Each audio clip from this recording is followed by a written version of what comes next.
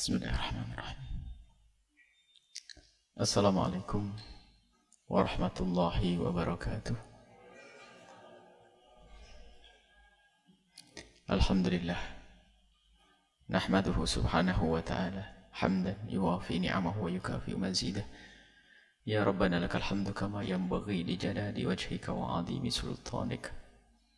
Subhanaka la nuhsi thana'an 'alaika anta kama athnayta 'ala nafsik. Walakal hamdu walakal syukru ala dhalik. Allahumma salli wa sallim ala habibina wa syafi'ina wa maulana sayyidina Muhammad wa ala alihi al-mutahharin wa ashabihi tayyibin wa tabi'ina lahum bi ihsanin ila yaumiddin. Allahumma ya Rabbana, Allahumma ya Rabbana, habib ilaina at-ta'ata wa'inna ya Rabbana 'alaiha wa akrimna ya Rabbana fi hadha asy-syahril karim anwa'al khairati wa ta'ati wa surna yawmal qiyamati ma'a zumrati habibika sayyidina Muhammad wa tahta liwa'ihi. Allahumma ya Rabbana arzuqna taubata qabla al-maut wa syahadata 'inda al-maut wal jannata ba'da al-maut. Amma ba'du. Yang kami cintai, yang kami muliakan, para hadirin, hadirat, para pemirsa, para pendengar, dimanapun Anda berada, Alhamdulillah. Tanpa terasa, kita sudah di penghujung Ramadan, di 10 akhir bulan suci Ramadan. Semoga puasa kita diterima oleh Allah, Qiyamul Lail kita diterima oleh Allah, dan semoga Allah subhanahu wa ta'ala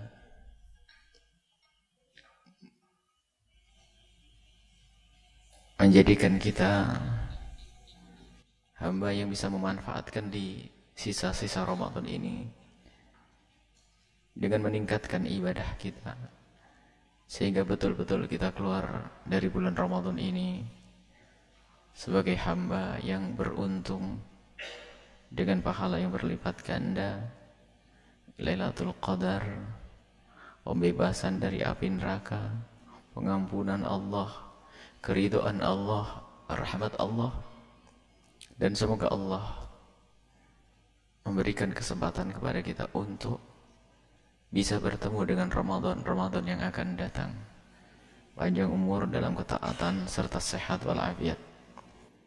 Kita sampai kepada nama Allah Al-Wakil.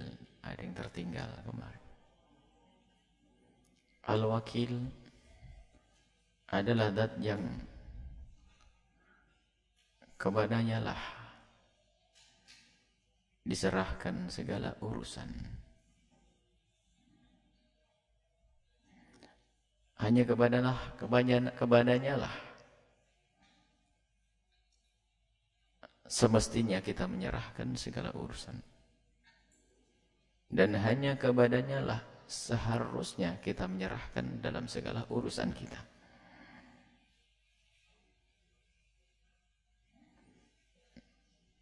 Hasbunallah ni'mal maula wa ni'mal wakil. Ni'mal maula, ni'mal wakil. Dalam keadaan, dalam segala keadaan, kita harus punya keyakinan bahwa hanya Allah lah dan yang layak, pantas kita serahi urusan kita. Imam Ghazali menjelaskan keyakinan ini akan membuahkan kesadaran bagi seorang hamba untuk semakin bergantung, pasrah kepada Allah subhanahu wa ta'ala. Allah sebagai Al-Wakil Al-Mutlaq. Allah sebagai Al-Wakil Al-Mutlaq.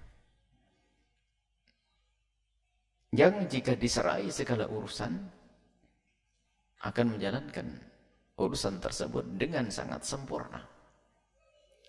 Kalau wakil dari bangsa manusia bisa melakukan satu tugas, akan tapi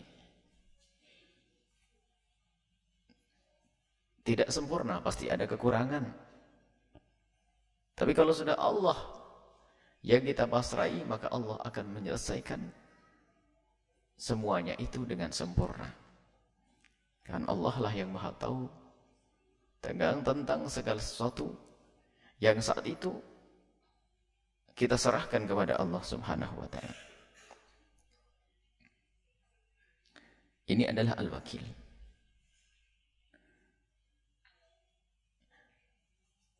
Yang sering kita baca dalam zikir kita, hasbunallah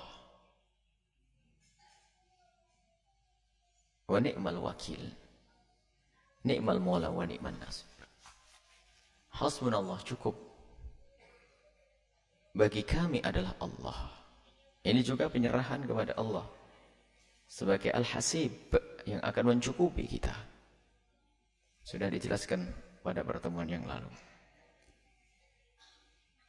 Wa ni'mal wakil, dan sebaik-baik zat yang dipasrai. Sehingga begitulah petunjuk dari para guru-guru mulia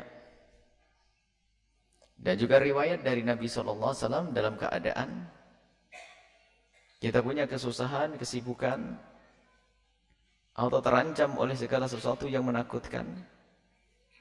Termasuk dalam keadaan kita berurusan dengan lawan, peperangan, maka hendaknya kita banyak membaca hasbunallah wa ni'mal wakil, ni'mal maula wa ni'man nasir.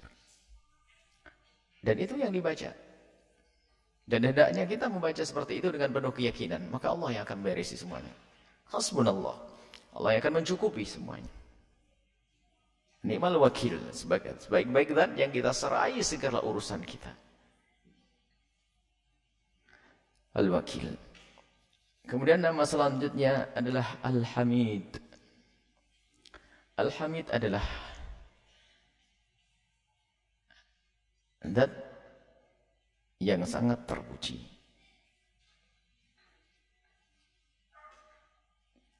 Zat yang sangat terpuji. Dipuji oleh diri Allah sendiri. Dan dipuji oleh hamba-hamba Allah. Dan hanya bagi Allah lah segala pujian. Zat yang terpuji dipuji oleh Al-Qadim Allah. Allah memuji diri Allah sendiri. Zat yang maha terpuji berhak untuk menyanjung dirinya. Dan zat yang maha terpuji berhak untuk dipuji oleh hamba-hambanya. Dan segala puji hanya milik Allah. Al-Hamid. Setiap kali kita salat membaca surat Al-Fatihah, Alhamdulillah, segala puji hanya milik Allah. Allah adalah Al-Hamid. Dan nama Al-Hamid ini secara makna kembali kepada makna sifat-sifat Allah. Seperti Al-Jalal. Karena Allah yang maha terpuji, di situ ada keagungan Allah yang pantas untuk dipuji. Al-Ulu, maha tinggi Allah yang pantas untuk dipuji. Wal-Kamal, kesempurnaan Allah yang pantas untuk dipuji.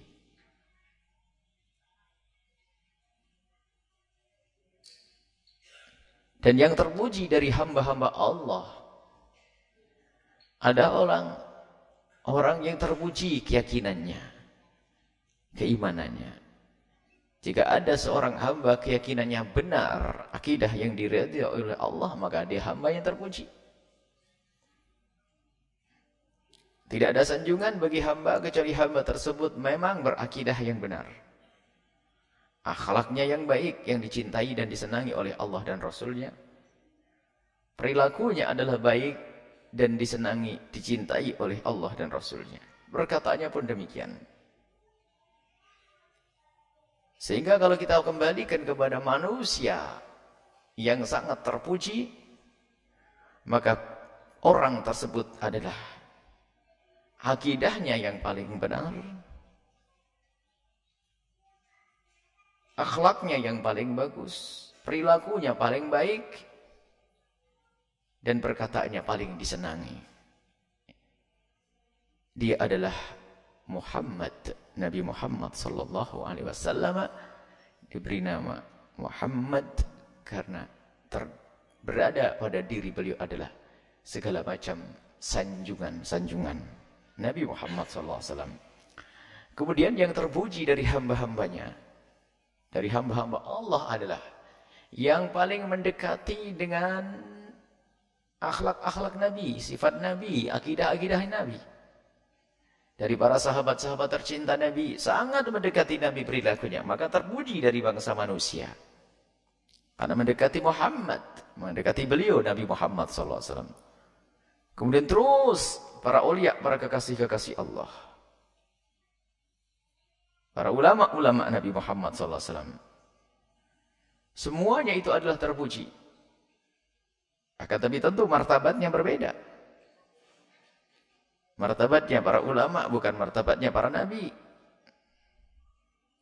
Dan yang paling terpuji dari para nabi-nabi adalah Nabi Muhammad SAW.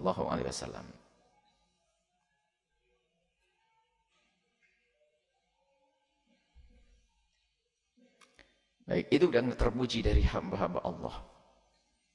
Maka hendaknya kita berusaha untuk bisa menjadi manusia-manusia terpuji dengan cara meluruskan iman dan akidah kita sesuai dengan akidah dan keyakinan yang diajarkan oleh Nabi SAW, yaitu akidah Islam. Akidah yang benar yang dijelaskan oleh para ulama, yaitu akidah ahli sunnah wal jamaah, Asy'ariyah.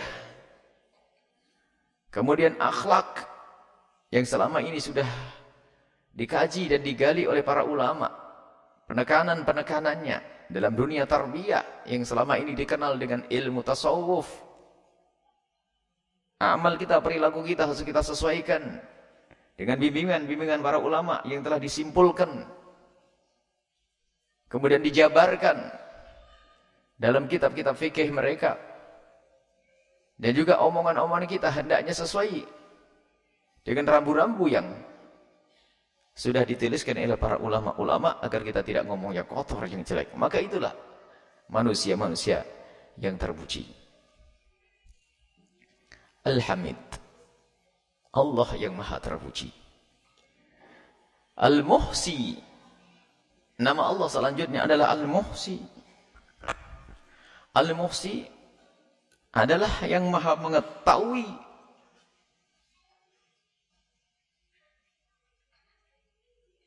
tentang hambanya.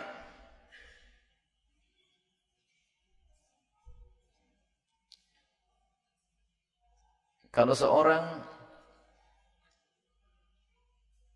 pemilik kambing, gembala kambing, dia akan disebut tahu seluruh kambingnya kalau sudah bisa menyebut jumlahnya berapa. 100, 200. Aku punya kambing 100. Berarti dia mengetahui semua kambingnya, tahu.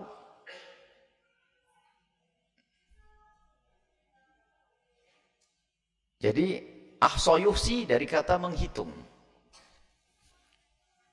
Secara lafaz Allah menghitung semua ciptaannya. Dan semuanya Allah hitung, maksudnya apa? Allah ketahui. Jika kita hitung satu demi satu, maka kita akan tahu itu semuanya. Maka Al-Muhsi adalah Allah yang menghitung semua dari makhluk dan diciptaannya. Maknanya adalah Allah mengetahui semua.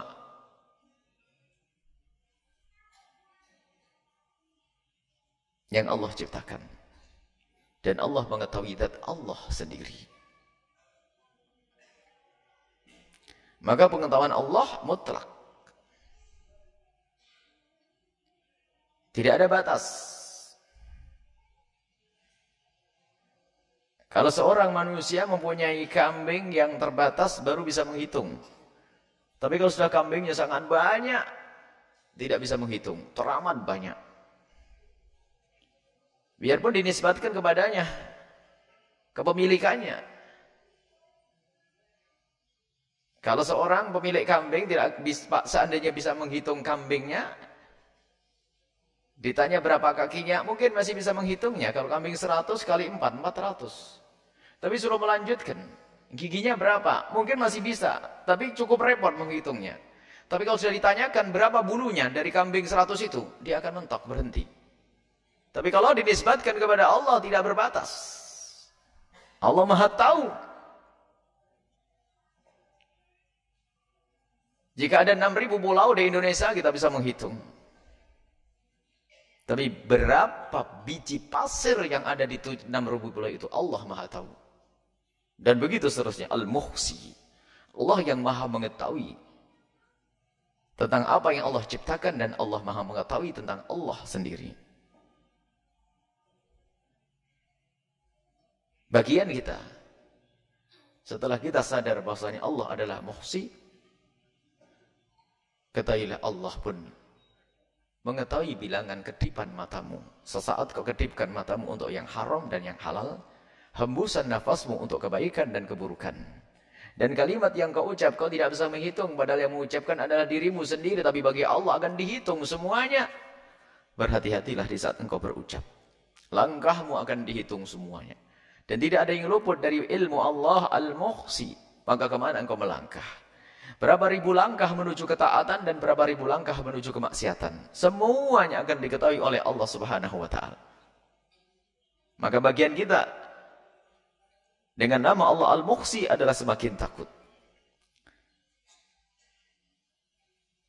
Semakin takut kepada Allah. Dan semakin kagum. Karena Allah akan mengetahui semuanya. Enggak ada yang luput. Nafas yang sudah kita hembuskan dan sisa nafas kita pun Allah sudah tahu. Berapa ribu kalimat yang kita ucapkan hari ini Allah juga sangat tahu. Tidak ada yang tersembunyi bagi Allah Al-Muhsi. Al-Mubdi. Agak sedikit tidak apa-apa karena Ramadan sudah hampir berakhir. Biar kita selesai. Al-Mubdi. Al-Mu'id. Al-Mubdi yang memulai dalam mewujudkan makhluknya. Al-Mujid mengadakan dari ada, dari tidak ada menuju ada. Tapi kalau Al-Mu'id, ya zat yang mengembalikan sesuatu yang semula ada kemudian menjadi tidak ada lalu diadakan lagi, itu adalah Al-Mu'id. Sebelum kita ada maka Allah menciptakan kita.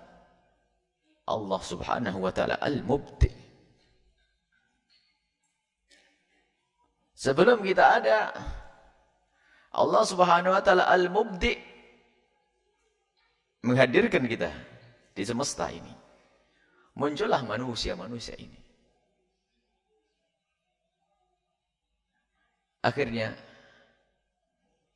mengakhiri kita kehidupan kita di dunia. Sirna. Kemudian setelah sirna dan tidak ada yang tertinggal dan tidak ada yang tersisa. Tulang belulang pun hancur, daging pun dimakan ulat dan seterusnya. Tidak ada bekas. Kemudian kita dibangkitkan kembali di padang mahsyar oleh Allah Al-Mu'id. Yang mengembalikan kita dari tiada menjadi ada kembali. Lalu dibangkitkan di padang mahsyar oleh Allah Al-Mu'id.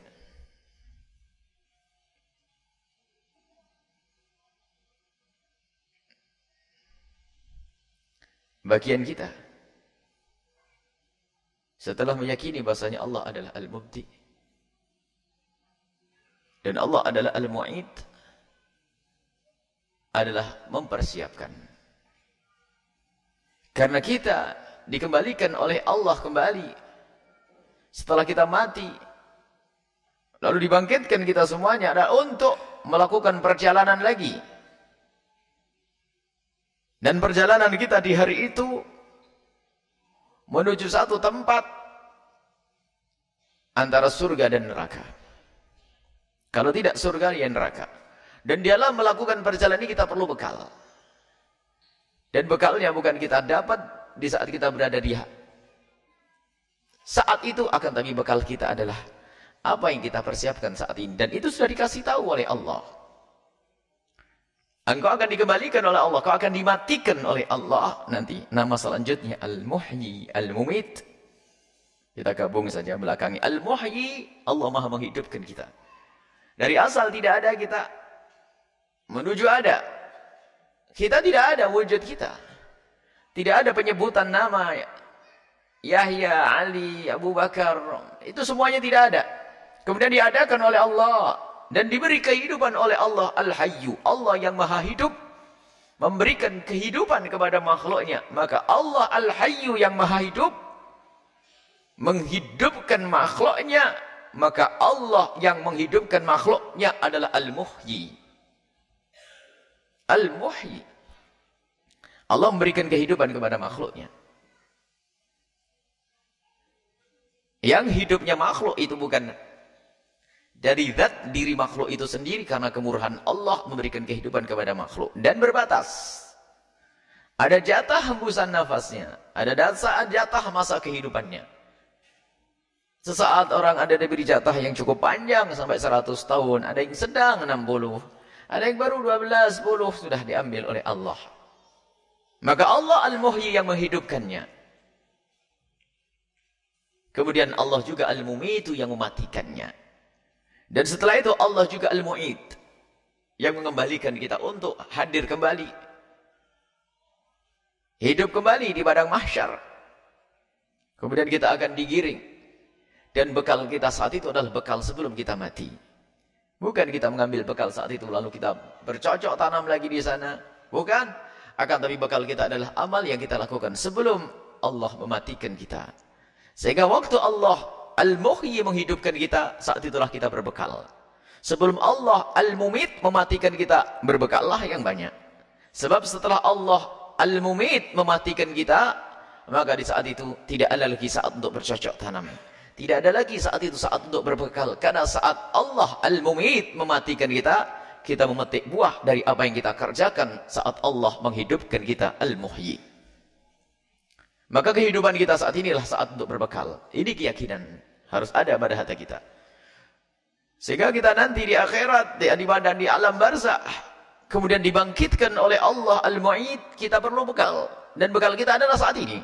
Makanya bagian kita adalah sadar betul kita harus berbekal. Dan kapan Allah Al-Mumit akan mematikan kita, itu tidak dikasih tahu. Maka orang cerdas, kalau sudah tidak dikasih tahu kapan harus berangkat pergi, maka dia akan bergegas setiap saat. Karena mau tidak mau harus berbekal. Contoh saja, seorang dikasih tahu. Padahal ditentukan harinya. Bisa saja lebih cepat. Dalam minggu ini kita berangkat loh ya. Pergi jauh, nggak balik lagi. Ke pulau seberang pokoknya. Dan di sana nggak ada beras loh ya. Nggak ada ini, itu semuanya. Yang kita lakukan selama seminggu, apa kira-kira? Persiapan. Ngemas makanan-makanan. Mempersiapkan apa yang bakal dibutuhkan nanti di sana. Di saat kita akan pergi ke tempat tersebut. Untuk persiapan. Semuanya. Dikasih tahu seminggu. Seminggu loh ya, seminggu. Kita akan mempersiapkan mulai dari segala macam, lihat. Sibuknya kita hanya untuk mempersiapkan karena seminggu lagi kita akan pergi ke pulau tersebut. Karena Anda semuanya cerdas dalam hal ini. Ini bukan seandainya pergi main-mainan, bukan. Anggap saja kita akan pergi sungguhan. Besok dilarang kita tinggal di sini. Yang tinggal di sini bakal, contoh saja. Yang tinggal di sini diapain pokoknya. Dan harus pergi ke pulau seberang sana itu nanti. Kita ke Indramayu, ke mana naik kapal gede-gede dan sudah disiapin semuanya. Apa yang kita lakukan? Kita akan bertanya apa yang dibutuhkan di sana nanti. Pasti begitu. Dibutuhkan adalah makanan-makanan, beras dan sebagainya. Kita akan bawa beras. Bahkan mungkin dikoordinir berapa karung nanti biar enak di sana. Biarpun hanya dibatasi waktunya, hanya 15 hari di sana. Apalagi kalau dikasih tahu, selamanya nggak boleh balik ke sini loh ya. Nggak boleh balik ke sini. Iya. Kapan? Minggu depan berangkat. Kebayang persiapannya kayak apa kira-kira? Padahal masih minggu depan. Dan di sana pun kita masih bisa mancing di sana. Bagaimana orang yang sadar bahwasanya kalau sudah orang kembali ke alam barzah, tidak ada lagi saat berbekal saat itu. Dan kematian tidak harus minggu depan, bisa saja esok datang kepada kita. Mana persiapan kita untuk kematian tersebut? Kepergian kita minggu depan saja sudah kita persiapan, padahal jatahnya minggu depan. Sementara kematian kita tidak harus nunggu minggu depan, bisa saja esok hari atau lusa. Siapa yang bisa memastikan kita bakal hidup lebih lama dari minggu depan? Nggak ada yang bisa memastikan. Kenapa kita kurang berbekal? Kurang keyakinan. Makanya ini mengenal nama-nama Allah ini agar semakin yakin bahwasanya Allah adalah, memang Allah adalah Al-Mubdi. Sekaligus Allah adalah Al-Muhyi. Kemudian setelah itu Allah Al-Mumit. Kemudian setelah itu Allah Al-Mu'id. Allah yang mengadakan kita, memberikan kehidupan kepada kita. Allah mematikan kita dan Allah mengembalikan kita. Maka ayo kita berbekal untuk itu. Al-Hayyu, yang maha hidup. Mustahil zat yang memberikan kehidupan tidak hidup. Allah Al-Muhyi, Allah memberikan kehidupan kepada hamba-hambanya, kepada makhluknya. Bagaimana zat yang memberikan kehidupan tidak hidup, tidak akan ada kehidupan kecuali dari kehidupan yang lain. Tidak ada kehidupan kecuali dari kehidupan. Kehidupan kita ini kita diberi kehidupan oleh zat yang maha hidup. Maka Allah adalah yang maha hidup.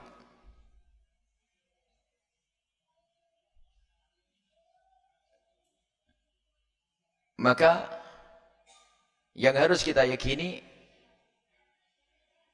kalau segala sesuatu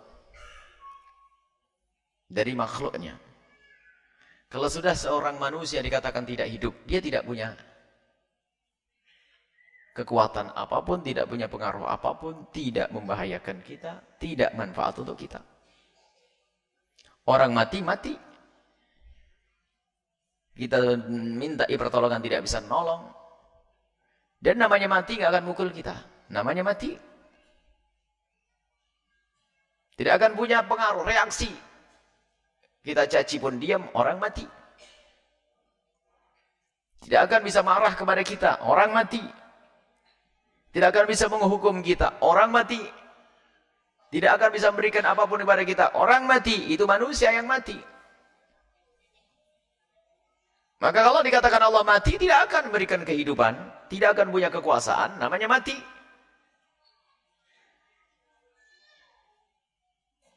Makanya sifat hayah Allah maha hidup itu, artinya dengan sifat Allah maha hidup itulah Allah berhak, Allah mempunyai sifat-sifat yang lainnya. Jika Allah tidak hidup, maka Allah tidak pantas untuk bersifat dengan sifat-sifat yang lainnya. Maka di saat kita bicarakan tentang sifat Allah Al-Hayah, Allah maha hidup, Allah mempunyai kehidupan, Allah hidup, Al-Hayyu maha hidup, maka dengan kehidupan itulah Allah yang maha hidup itu bersifat dengan sifat-sifat yang selama ini disebutkan sebagai sifat-sifat Allah. Kalau Allah tidak hidup, tidak pantas bersifat dengan sifat yang kita celentrehkan dalam pembahasan akidah sifat-sifat Allah. Kalau Allah tidak hidup, Allah tidak akan maha kuasa. Dan Allah tidak bisa disifati dengan zat yang punya kasih sayang. Dan kalau Allah tidak hidup, Allah tidak akan bisa menghitung atau mengetahui hambanya, karena Allah tidak hidup. Maka Al-Hayyu, Allah maha hidup, mempunyai sifat haya, Allah maha hidup. Maka dengan itulah Allah bersifat dengan sifat-sifat yang selama ini dijelentrehkan oleh pakar akidah. Allah Al-Hayyu, Allah maha hidup. Dan kehidupan Allah adalah mutlak, tidak terikat, tidak berbatas waktu, baik waktu ke belakang atau ke depan. Allah maha hidup, tidak berbatas waktu, tidak ke depan, tidak ke belakang. Kalau kita manusia hidup berbatas waktu. Yang lahir tahun 75, sebelum 75 tidak ada kehidupan baginya. Berbatas waktu. Dan jika meninggal tahun 2060, berakhirlah kehidupannya. Hidup tapi berbatas waktu. Tapi kalau sudah kehidupan Allah tidak berbatas. Allah hidup dari dulu dan dahulu. Dan kehidupan Allah adalah abadi dan tidak ada akhirnya. Allah maha hidup. Allah hidupnya adalah sempurna, mutlak. Tidak ada batasan bagi kehidupan Allah subhanahu wa ta'ala.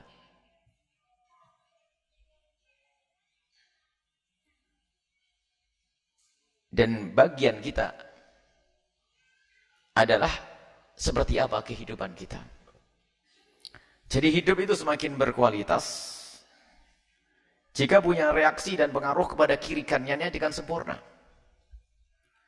Ada orang hidup, akan tapi ternyata apa?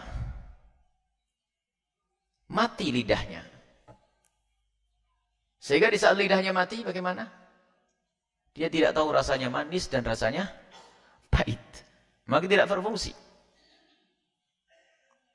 Orang yang punya kehidupan, akan tapi otaknya tidak hidup, nggak punya kecerdasan. Atau hidup tapi hidupnya redup, cerdasnya. Atau indera rasa, indera sentuhnya mati rasa. Ada orang tiba-tiba nggak kerasa. Dan seterusnya. Sementara kehidupan kita ini bukan sekedar kita itu terdiri dari kulit, ada daging kita, kemudian juga ada di dalam diri kita itu ada darah, ada jantung, dan setelah itu ada namanya roh, ada namanya akal, dan semuanya tahu ini adalah yang menjadikan kita hidup. Dan yang terpenting dari kehidupan kita ini adalah roh. Maka manusia yang hidup rohnya secara sesungguhnya adalah yang bisa memahami kemuliaan. Sehingga para nabi kehidupannya adalah beda dengan kehidupan makhluk-makhluk yang lain. Karena beliau adalah dengan rohnya sangat kenal kepada Allah. Jadi fungsi rohnya itu sesungguhnya. Fungsi akalnya dengan benar. Makanya seorang alim beda kehidupannya dengan orang bodoh. Kenapa? Dia punya fungsi akal yang berbeda dengan orang biasa. Orang biasa punya akal, tapi berbeda dengan akalnya seorang alim. Makanya semakin kehidupan manusia ini benar akal dan rohnya, maka semakin sempurna. Inilah martabat malaikat. Malaikat, martabat para nabi. Malaikat, para nabi hidup, maka kehidupannya istimewa. Kehidupannya mulia. Allah memberikan kehidupan di dalam rohnya, Allah memberikan kehidupan dalam akalnya, Allah memberikan kehidupan dalam hatinya yang penuh kasih sayang dan seterusnya. Maka ini martabat tinggi. Maka hidupkan hatimu, hidupkan akal pikiranmu dengan mengenal Allah. Makanya kalau tidak kenal apa-apa kayak mati. Kalau dia bisa melihat apa-apa, kalau mata tidak bisa melihat, biarpun ada mata, maka dianggap tidak berfungsi mata tersebut. Gunakan untuk melihat, agar dianggap ada itu. Kalau kita melakukan perjalanan dari jauh, kalau kita tanya, kamu melihat ini enggak? Kamu lihat ini enggak? Kamu lihat tidak? Orang akan bilang, matamu di mana? Kau enggak lihat. Biarpun punya mata, dibilang tidak punya mata. Tapi ternyata ada cerdas dengan mata yang digunakan untuk menyaksikan ini, melihat ini terus. Ini urusan mata. Dan roh kita pun demikian. Ada pengalaman rohaniat. Dia menemukan lezatnya iman, baca Al-Quran senang, berinfak senang, beribadah senang. Maka ini martabat kehidupan yang lebih tinggi. Hidupnya para kekasih-kekasih Allah. Pada dasarnya sama, diberi oleh Allah roh, diberi oleh Allah perasaan seperti yang lainnya. Akan tapi dia lebih tajam rasanya. Dia lebih hidup hatinya. Pikirannya lebih jernih dan seterusnya. Maka dia lebih hidup dari yang lainnya. Ini bagian kita sebagai makhluk. Hidup kita adalah dari Allah. Allah maha hidup.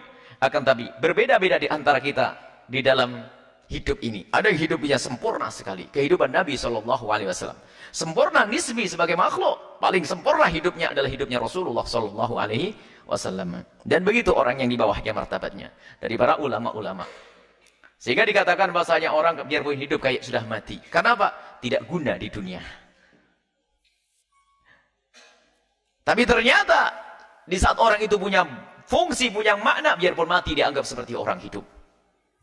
Itulah hakikat kehidupan. Semakin sambung dengan Allah dan yang maha hidup, maka dianggap sebagai orang yang hidup. Bahkan seandainya sudah mati pun dianggap sebagai orang yang hidup. Roh pun demikian yang kenal Allah. Jasad yang digunakan untuk tunduk kepada Allah dianggap ada. Dan baru benar kehidupan seorang hamba. Itulah Al-Hayyu, Allah yang maha hidup. Wallahu a'lam bissawab. Jazakumullah ahsanal jaza. Syukran katsiran kami haturkan kepada guru kita semua, Buya Yahya. Semoga ilmu yang beliau sampaikan dapat menambahkan keimanan kita kepada Allah Subhanahu wa taala. Amin ya rabbal alamin. Hadirin hadirat yang dimuliakan oleh Allah Subhanahu wa taala, selanjutnya kita memasuki bagian tanya jawab. Kepada para hadirin dan hadirat yang ingin bertanya, kami persilahkan. Satu penanya dari jamaah bapak-bapak dan satu penanya dari jamaah ibu-ibu dengan masing-masing satu pertanyaan. Kami persilahkan. Assalamualaikum warahmatullahi wabarakatuh. Assalamualaikum. Allahumma sholli ala sayyidina Muhammad. Buya yang kami muliakan, seperti yang telah Buya terangkan bahwa zakat fitrah itu dikeluarkan di tempat di mana kita berhari berlebaran atau Idul Fitri. Bagaimana Buya kalau kita sekarang saya tinggal di kampung istri, sedangkan di kampung kelahiran saya itu saya punya kerabat yang miskin, Bu ya.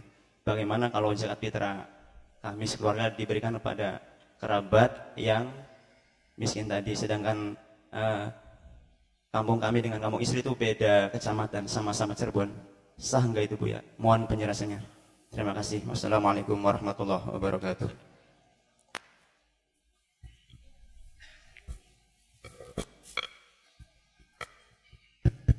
Bismillahirrahmanirrahim. Assalamualaikum warahmatullahi wabarakatuh. Waalaikumsalam warahmatullahi. Buya mohon penjelasan tentang jual beli. Saya belum paham, dalam satu barang kan hukumnya haram dengan dua harga. Mohon penjelasannya Buya. Assalamualaikum warahmatullahi wabarakatuh. Assalamualaikum.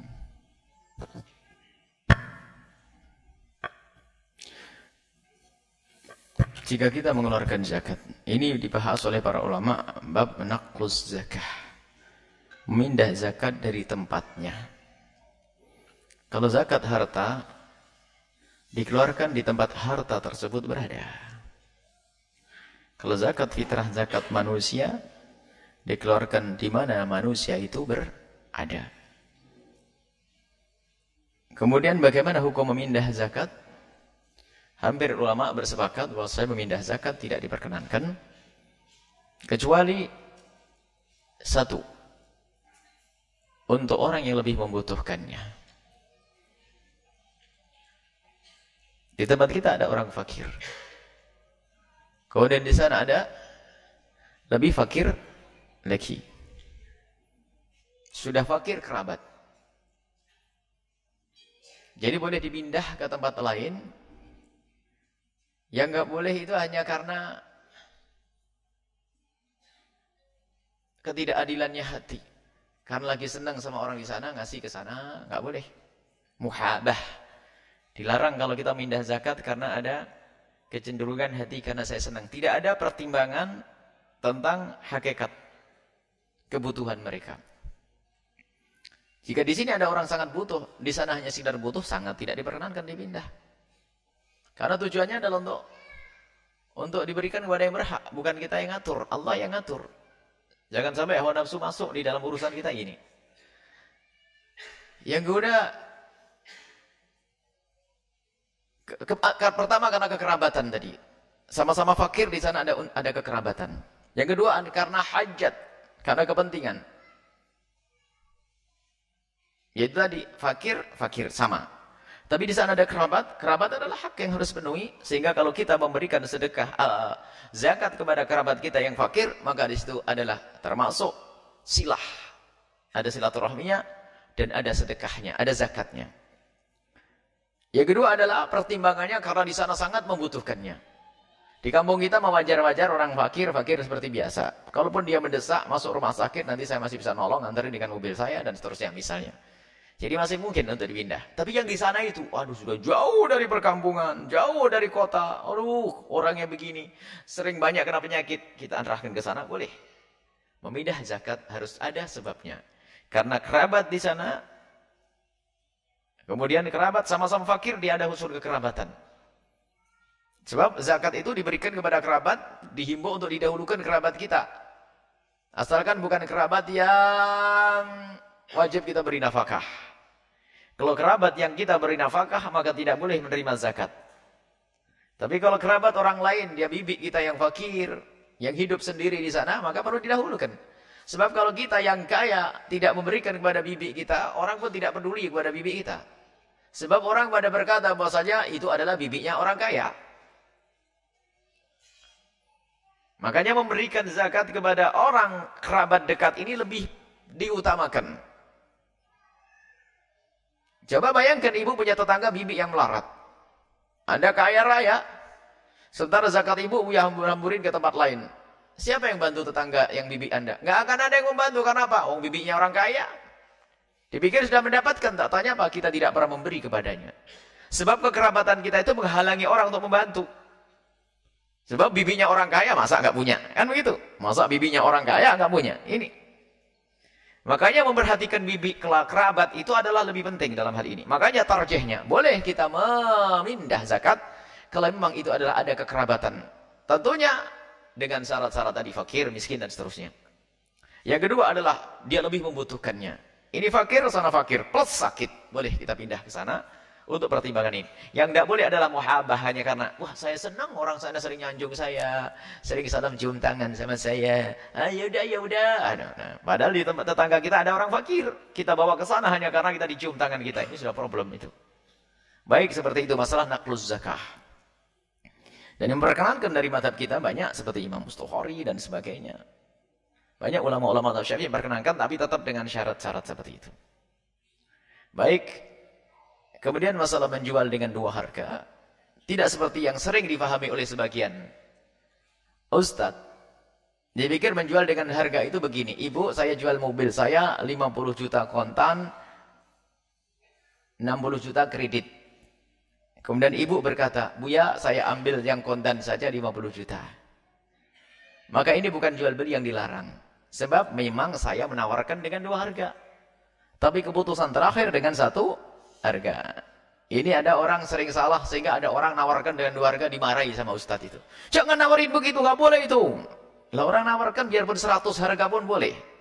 Kalau kredit setahun 60 juta, kredit 2 tahun 65, kredit 3 tahun 70, kredit ini pilih mana? Itu sah.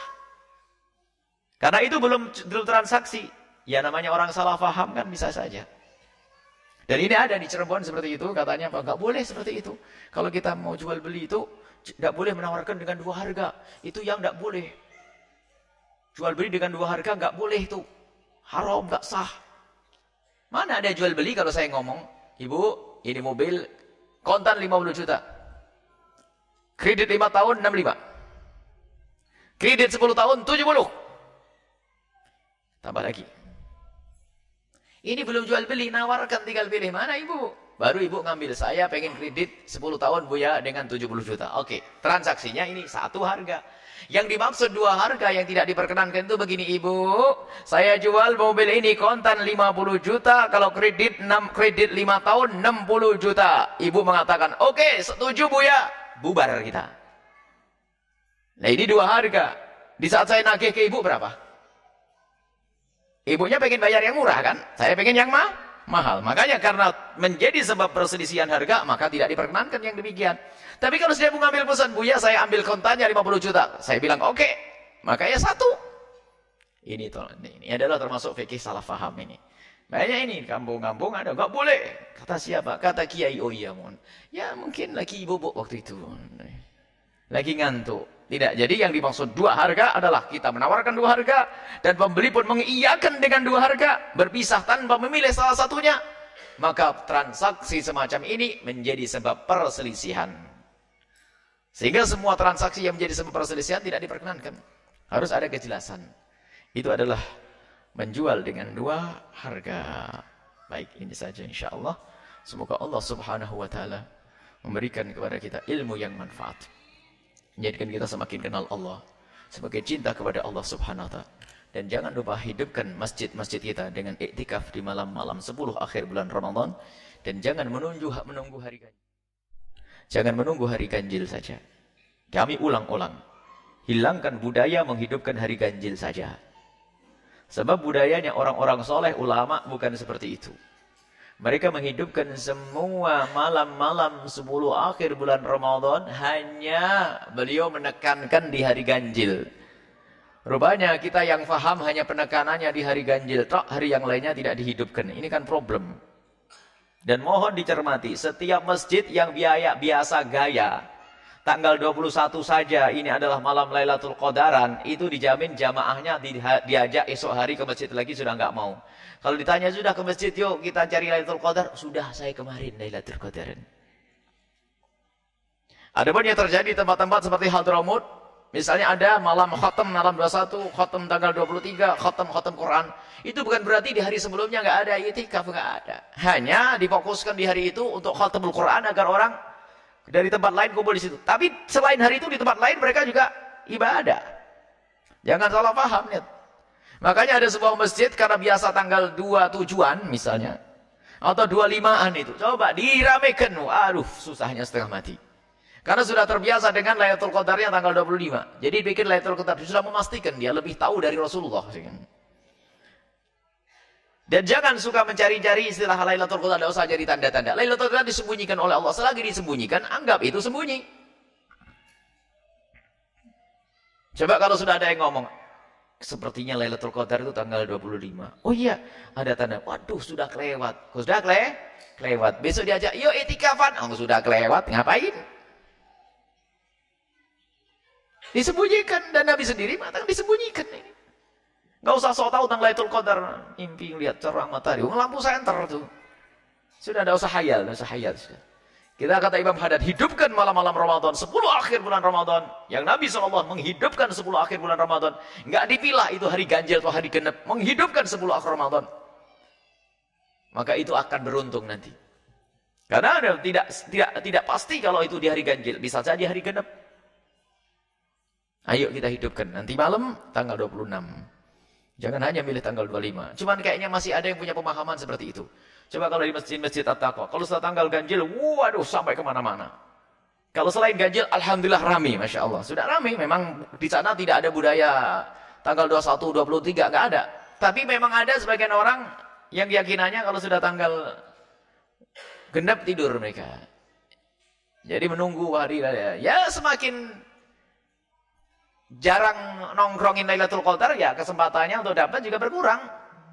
Kalau Lailatul Qadar ditunggu setiap malam, ya dapatlah. Kata Imam Haddad, sudahlah. Yang penting untuk masalah Lailatul Qadar, jangan kau bingung mencari tanda-tanda. Yang penting kau beribadah di malam-malam bulan Ramadan, khususnya 10 akhir bulan Ramadan. Jika nanti Lailatul Qadar datang, baik kamu tahu atau tidak tahu, maka ketahuilah apa yang kamu lakukan itu adalah lebih bagus daripada amal 1000 bulan. Selesai. Biarpun kita sadar tidak sadar, ngah atau tidak ngah. Makanya kira-kira kalau orang selama 20, selama 10 hari bulan Ramadan menghidupkan dengan ibadah-ibadah, atau selama Ramadan semuanya, kalau datang Lailatul bulan Ramadan, dapat atau tidak? Ya dapat, karena dia menghidupkan, jaga terus. Wong syaratnya dapat tidak harus tahu, melihat mimpi dan sebagainya, enggak. Memang ada sebagian kekasih Allah yang dibukakan seperti Imam Nawawi melihat sesuatu. Ada. Untuk orang-orang khusus. Cuman sekarang kalau sudah Ramadan, ini koran itu macam-macam cerita. Kemarin Lailatul Qadar di daerah Sulawesi. Kelihatan. Kemarin di daerah mana? Mohon maaf, ini bukan mengatakan Sulawesi tidak ada Lailatul Qadar ini. Ada orang dengan koran-koran yang aneh-aneh. Ada orang cerita ketemu Lailatul Qadar di sana. Waduh, memang cerita koran kan macam-macam. Kalau tidak ada yang aneh, tidak koran lagi nantinya. Jadi begitu. Ya, tujuan kita adalah, ayo kita menjalankan apa yang dijalankan Nabi. Idza dakhala al-'asr al-awakhir min Ramadan, yajtahidu fiha ma la yajtahidu fi khairih. Nabi lebih sibuk berijtihad di bulan 10 akhir bulan Ramadan, tidak seperti hari-hari yang lainnya.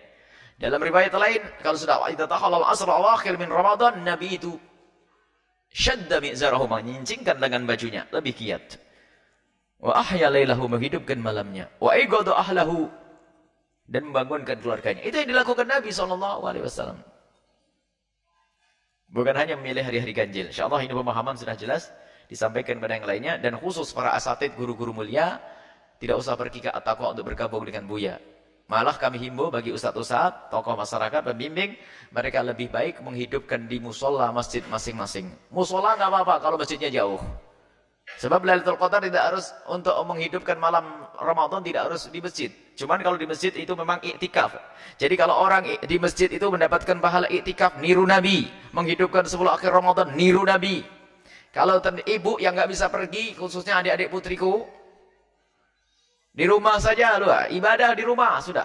Sama nanti mendapatkan pahala kemuliaan daripada harus keluar dengan hayat dengan cara yang tidak tertarik, tidak terhormat, malah menjadikan Allah murka. Lebih baik di rumah baca Al-Qur'an, zikir, matikan televisi, jauhkan bantal, sudah selesai. Sambil berzikir, Allah mulia itu. Hidupkan malam-malam itu dengan ibadah, maka saat itu kalau Lailatul Qadar tiba, apa yang dilakukan dari amal baik itu lebih bagus daripada amal 1000 bulan. Jangan lupa kegiatan-kegiatan selanjutnya adalah majelis tetap berjalan hingga Lebaran.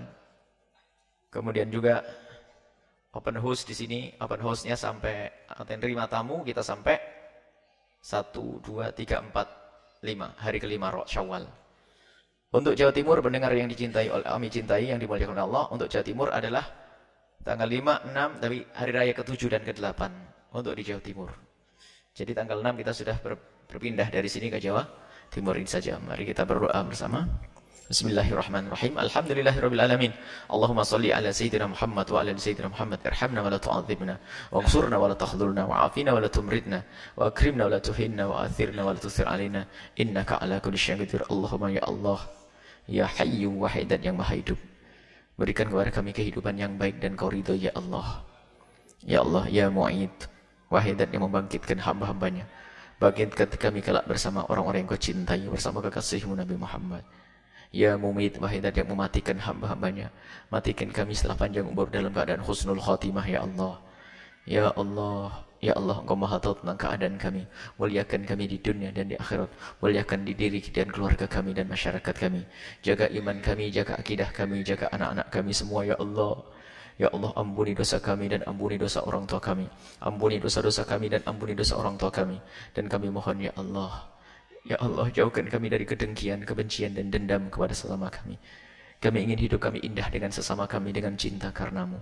Dan kami mohon wujudkan keindahan dalam rumah tangga kami, suami istri yang saling mencintai karenamu. Dengan ya Allah, dengan anak soleh solehah yang dibanggakan oleh kekasih-Mu Nabi Muhammad. Dan kami mohon ya Allah, cukupkan kami dengan yang halal dari-Mu ya Allah, sehingga kami tidak butuh dengan yang haram ya Allah. Dan kami mohon jauhkan kami dari keharaman ya Allah, jauhkan kami dari segala kemaksiatan ya Allah, dan ampuni dosa kami ya Allah. Jangan sisakan sedikit pun dari dosa-dosa itu. Dan kami mohon ampuni orang tua kami dan guru-guru kami yang sempit rezeki, lapangkan dengan rezeki yang halal penuh berkah. Yang sakit sembuhkan, yang punya hutang mudahkan kami dalam bayar hutang-hutang kami. Yang belum menikah dan sudah berkeinginan untuk menikah, kami mohon jaga kehormatan mereka, kemuliaan mereka. Mudahkan mereka untuk bertemu dengan jodoh orang yang Kau ridhoi, yang Kau muliakan, yang menjadi sebab mereka mulia di dunia dan di akhirat ya Allah. Berikan kepada kami semua yang berjuang di sini keikhlasan, ketulusan. Semua yang berjuang di sini ketulusan dan keikhlasan ya Allah. Semua yang berjuang di sini ketulusan dan keikhlasan ya Allah. Dan kami mohon ya Allah, kami mohon ya Allah, kami mohon ya Allah, kirimkan ke tempat ini orang tulus dan ikhlas ya Allah, dan jadikan kami bersama mereka. Engkau Maha Tahu tentang keadaan di sini ya Allah. Pembangunan ya Allah, ya Allah, untuk mengadakan sarana untuk belajar para hamba-hamba yang diwasiatkan oleh kekasih-Mu Nabi Muhammad, untuk memuliakan para penuntut ilmu. Maka kami mohon kirimkan ke tempat ini hamba-hamba-Mu yang akan memuliakan para penuntut ilmu itu ya Allah, dan jadikan mereka kelak ulama-ulama kekasih-Mu Nabi Muhammad. Berikan kepada kami dan mereka semua ilmu yang bermanfaat. Panjangkan umur kami dan umur mereka semua dalam ketaatan serta sehat walafiat, dan berikan kepada kami semua husnul khatimah, mati dalam keadaan iman. Dan kami mohon ya Allah, jadikan ucapan kami di akhir hayat kami kelak saat Engkau hendak mencabut nyawa kami. Kami ingin saat itu ya Allah, hati dan lidah kami mampu mengucapkan kalimat agung dan mulia, la ilaha illallah Muhammadur Rasulullah, la ilaha illallah Muhammadur Rasulullah, la ilaha illallah Muhammadur Rasulullah sallallahu alaihi wasallam. Rabbana atina fid dunya hasanah wa fil akhirati hasanah wa qina adzabannar. Wa sallallahu ala sayyidina Muhammadin wa ala alihi wa sahbihi wasallam. Walhamdulillahirabbil alamin.